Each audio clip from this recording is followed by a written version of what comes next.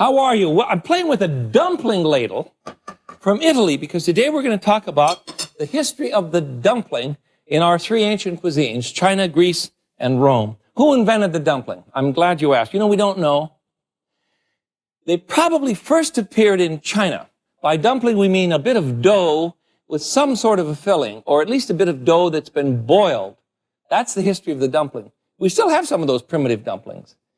The Chinese probably had them first, but it's interesting to note that the dumpling probably predated the noodle. Oh, that's a wild sentence. Let me try it again. The dumpling probably predated the noodle. In the old days, they would cook grains until they were sort of, grind grains and then make a mush out of them, and then put them in little balls and boil them in water. A very primitive dumpling. But it was a dumpling. And that's probably the background of what you and I call the dumpling. I think dumplings are wonderful things. Italy has all sorts of dumplings. Tortellini, ravioli, all sorts of dumplings. The Chinese have even more. The Greeks have only a few, but they're wonderful, wonderful things. And the dumplings, what we want to celebrate today, the one dumpling that we should probably talk about in Greece that is probably not really a dumpling is the rolled grape leaf, because they don't roll things up. The Greeks don't roll things up in dough much, but at one point, when Alexander the Great invaded, where did he go? I don't remember. Oh, he destroyed Thebes. He destroyed Thebes, and when he attacked Thebes, they had nothing to eat. And so they began eating grape leaves. That's how hungry the Greeks were. And they rolled them up with little fillings inside. That's the classic dolmas or dolmades of Greece. So all three of our ancient cultures have what we would call a dumpling. Let me show you some dumplings. I think the most famous dumpling from China is something called the boiled dumpling. It's very simple to make. I better clear off a spot here. We're going to have fun today. We're going to have great fun. Let me find a spot to show you how to roll the dough, because that's the fun part. The dough is primarily flour and a little bit of salt. And see how sticky it is, how gooey? Isn't that nice? You let it sit for a long time. 2.5 cups of flour and a little bit of salt and a cup of boiling water and a little lard. So you get up with something that's rather, well, that'll work for a start. Flour goes on that. And then you must use a small rolling pin. Dumplings are complicated. Dumplings take a lot of time. Remember, in the old days, this was a very primitive food source. And a very safe and wonderful one, because you could put anything you wanted to in a dumpling, any leftover meats or anything you wanted. If things stick to your dumpling roller, I have a little tiny one, isn't this cute? Just be sure and keep scraping it off. See how small this is, my hand? Isn't that a kick? This came with a ravioli gadget I have. But you can find these in gourmet shops. There we are. A little squeak and the whole works. Now, for the filling, I want to put in a bit of the pork shumai filling that I've already showed you. Pork and a bit of soy and ginger, that sort of thing. But I want to add some chopped cabbage or napa to give it that spicy flavor from the north, and perhaps a bit of red pepper sauce. Now, how are we going to form the dumpling? Well, it's very, very simple. As soon as I find a glass of water here, here it is. All right. You need a little bit of water to seal the rascal up. And you must be sure, so you just put a little bit of meat in the center. See this? You see? And seal the edges with water. And you must be sure and press out all of the water, or the thing's going to crash like the Hindenburg. It'll just blow up in the pot, and then finally, you'll just have terrible trouble. Press out all the water, the air, not the water. There you go. Now, you can, if you want to do this formally, you can stand here and crimp them. See what I'm doing? You can crimp them. Or, if you want to play games, you can buy, this is a scream. You can buy a dumpling crimper. Look at this. You see this gadget? And you fold it over, and there it is, crimps the dumpling. There you are. Well, in any case, this is a Chinese dumpling, and you can serve them several ways. They're boiled. Let me throw some in the pot right now to boil them. You boil them in plain water, and then serve them with a wonderful hot pepper sauce. So we'll just throw some in. So I've already made these, and ouch, boy, that's hot. A little salted water. I think these are fun. You know, the best dumplings I know of are served at Henry Chun's Hunan restaurant in San Francisco. He's on Sansom Street, that is Sansom, S-A-N-S-O-M-E, not Samson, but Sansom Street, just off of Broadway, near Chinatown. Oh, it's wonderful. He's a great cook. He came from the village of Hunan in China, and they make very good dumplings, along with everything else, I promise. I'm going to stir those for just a second because you don't want to allow dumplings to stick together when they're boiling. So let's see, and they'll begin to float in just a moment. There we are. And while they're doing fine. While they're cooking, let me show you another method of cooking the same dumpling. And this one is called, got it, this one is called the pot sticker. Don't you love that name? And the theory is that the name stems from the fact that it sticks to the pot. Well, if you use a Teflon-lined pan, I really prefer Silverstone, but if you a non-stick surface, you're not going to have any trouble at all. So let me show you what I've got. In my pan, I have browned on one side. Can you see these? On one side, I have browned the dumplings. Same one I just threw in the pot. Brown them on the bottom in a little bit of oil. Now I'm going to bring my temperature up. You should do this all at once, but I have to cheat a bit, you know. I always cheat when you come to my kitchen, but I try and be honest in my cheating anyhow. I try to tell you I'm cheating. Put the fresh-made dumplings in a pan with a little bit of oil and let them brown on the bottom. Now you want medium heat for this, not a high heat. And then we're going to put some chicken broth in there, and that will help cook the top part of the dumpling, which was not cooked because it wasn't brown on the pan. Got that?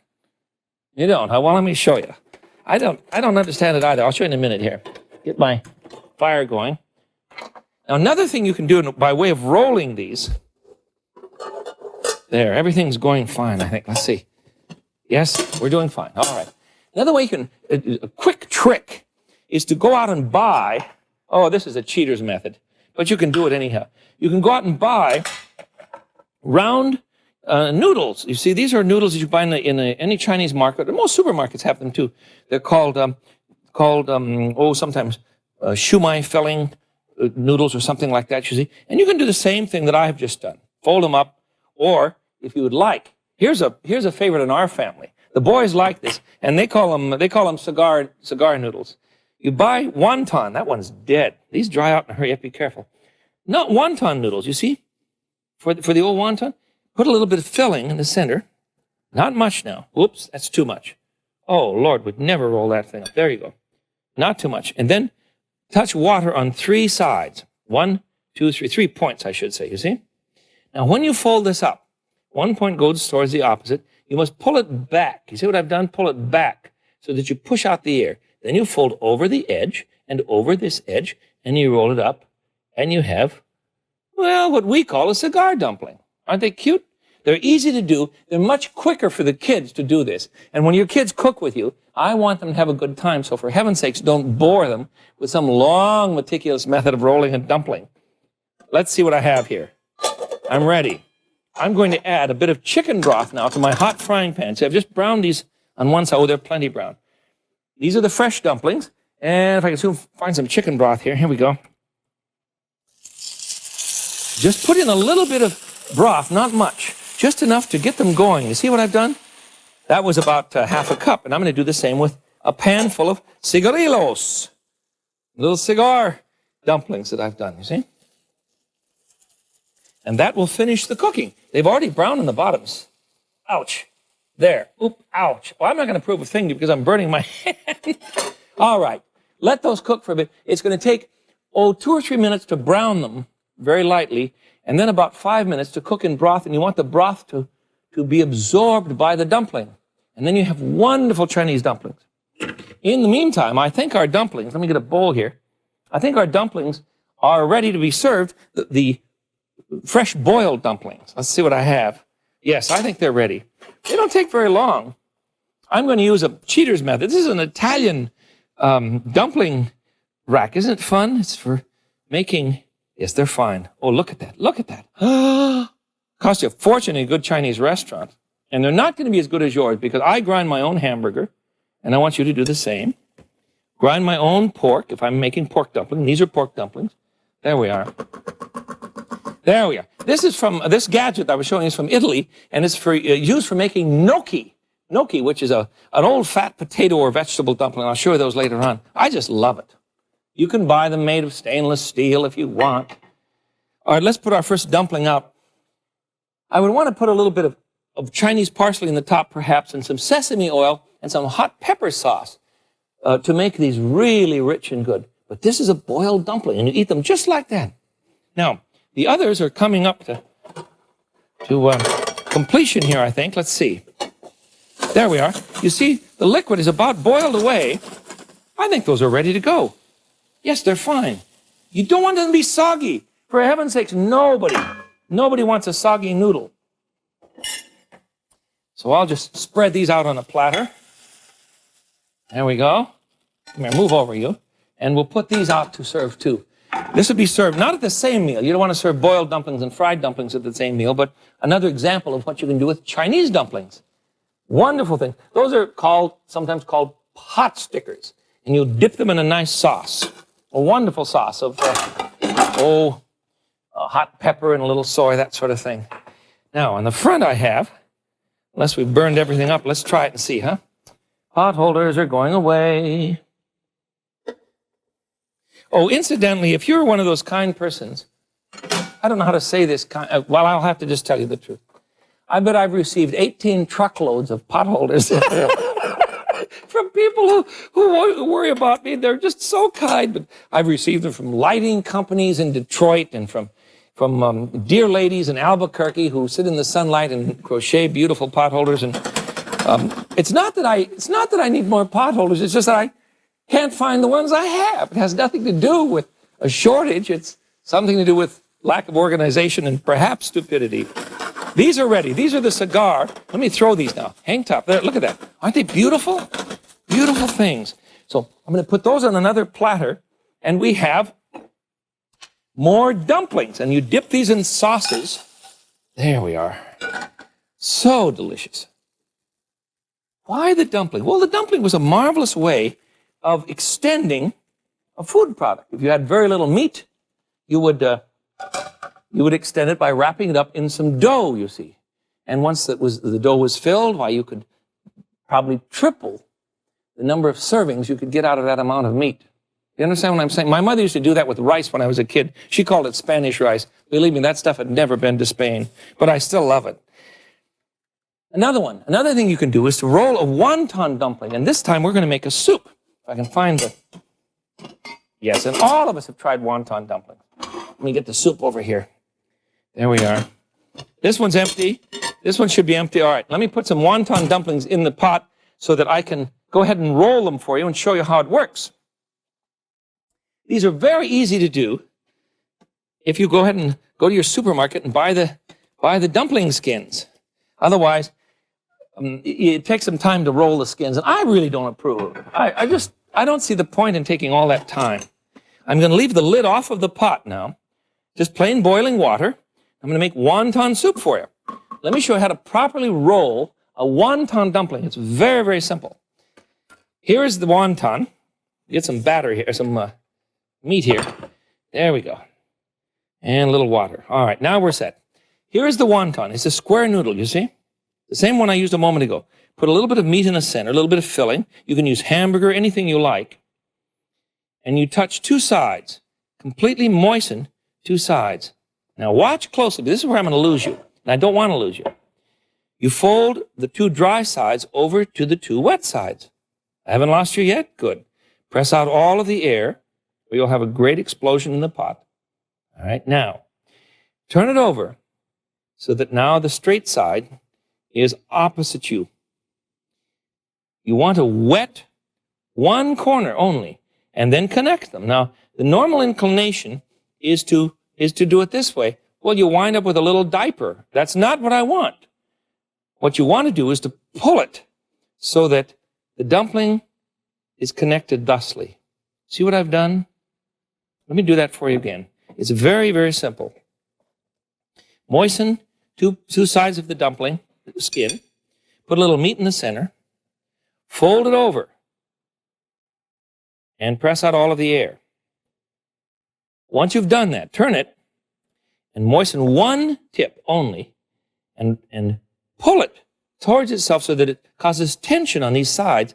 See what I'm doing? And that will hold the dumplings together. All right. They're in the pot, I hope. Let me see what's going on over here. Oh, whoops. Water's boiling too furiously. See that? You don't want to do that. Boil it gently. Now, if you're really a Chinese dumpling fanatic, you can boil these in soup stock. And that makes them even better. But I'm going to get my soup stock ready here. Let's see. Oops, over here. All right, soup stock's ready. Those are coming along. I wanted to boil them for a bit first, and I'll put them in my stock so that we can have a big bowl of wonderful wontons. I have memories of a fellow by the name of Dennis Fulton. And Dennis was the chairman of our university church committee years ago when I was the chaplain at the University of Puget Sound in Tacoma. And on days when Dennis was a great help to the university ministry and everything, and days when we were just exhausted, we would go to my home. Patty was at work, the boys were at school, and we would make dumplings, wonton dumplings for soup. One day he ate 48. I swear. So that's how good they are, and that's what I think you should do. Let me save this noodle bag. There we go. While those are cooking, let's go on to the next one here. I think we're done with the Chinese dumplings, aren't we? Yes. We're going to go on to ravioli. So let me cook these just for a moment. Oh, just a moment more. Put a lid on these. Ravioli is the same sort of thing. No. The Italians did not invent ravioli before the Chinese. We don't know what happened. We do know the Chinese were eating them a long time ago, but the history of pasta is very confusing. And I would hesitate to say that the Italians didn't invent ravioli on their own. It may be that dumplings came into Rome and Greece from the Middle East, because that is a common way of cooking in the Middle East. How the Chinese figured the thing out is beyond us. They had them before anyone. But it's probably not likely that the Italians and the Greeks, the Romans and the Greeks, got dumplings from the Chinese. They thought them up on their own. All right. Those are about ready. Let me show you something. This is more fun. This is a gadget. No, I don't want you to buy a gadget. I just want to show you this thing. Roll out your noodle dough, and we've done that before. And this is a ravioli press. Isn't this a scream? Look at it. You simply put the dough in on the ravioli press, put some holes in here. I hope I have time to do all of this. And the filling that I'm going to use today is made of chicken, poached chicken, so it's already cooked, and a bit of spinach and some cheese. See, there we are. And then press them down in there. And then moisten the top of this with a bit of a wet brush.